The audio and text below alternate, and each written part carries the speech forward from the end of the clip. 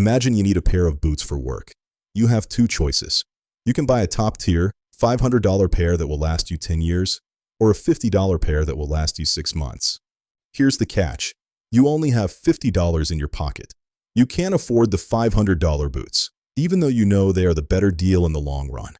So, you buy the $50 boots. 6 months later, they've fallen apart. You buy another $50 pair. 6 months after that, another pair. By the end of 10 years, the person who could afford the $500 boots still has dry feet and hasn't spent another cent. But you've spent $1,000 on cheap boots and your feet are still wet. This is the cheap trap.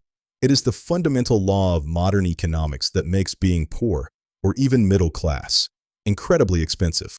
Today, we're breaking down the hidden poverty taxes built into our society, from predatory lending to the death of quality goods. Most people think wealth is built by making more money, but often, wealth is maintained by having the liquidity to avoid the traps that drain everyone else. Let's look at the first layer of this trap, the high cost of small quantities. When you have $200 for groceries, you can buy in bulk. You pay 10 cents per ounce. But when you only have $10, you buy the small pack, and you pay 40 cents per ounce. You are effectively paying a 300% convenience tax simply because you don't have the cash flow to buy ahead. But the trap goes deeper than groceries. It's built into the very way we move money. Let's talk about the overdraft economy. If you have $100,000 in the bank gives you a dedicated manager, free checks, and no fees. They might even pay you interest.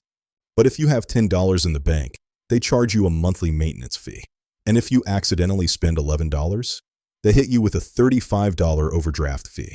In the United States alone, banks rake in billions of dollars every year purely from people who don't have enough money to stay in the black. It is the only industry where the less you have, the more you are charged for the privilege of having it. Then there is the credit trap. If you have a high credit score, you can borrow money at 3% or 4%. You can use that money to buy a house or start a business. But if you're struggling, your score drops. Now, the only people who will lend to you are payday lenders or high-interest credit cards. These places charge interest rates as high as 400%. At that rate, you aren't just paying back a loan. You are entering a cycle of debt that is almost mathematically impossible to escape. You are paying for the risk of being poor. The system assumes you won't pay, so it charges you so much that it guarantees you can't pay. This isn't just bad luck, it's a business model. It's a machine designed to extract every last cent from those with the least. Wealthy people don't just save money. They save something even more valuable, time. When you have money, you can buy back your time. You pay for a direct flight. You pay for grocery delivery. You pay for a repairman instead of fixing it yourself. But when you're caught in the cheap trap, you have to pay with your time because you can't pay with cash. You spend 2 hours on the bus to get to work because you can't afford a car. You spend 3 hours at the laundromat because you can't afford a washer and dryer. This is time you aren't spending learning a new skill, starting a side hustle, or resting. By the end of the day, you are decision fatigued.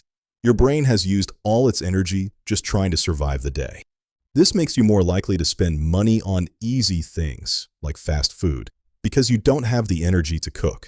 Fast food is cheap in the moment, but expensive for your health in the long run, which leads to the biggest trap of all, the healthcare tax. Preventative care is for those who can afford the time and the copay. Emergency care is for those who couldn't. One costs $100. The other costs $100,000. The trap is now complete.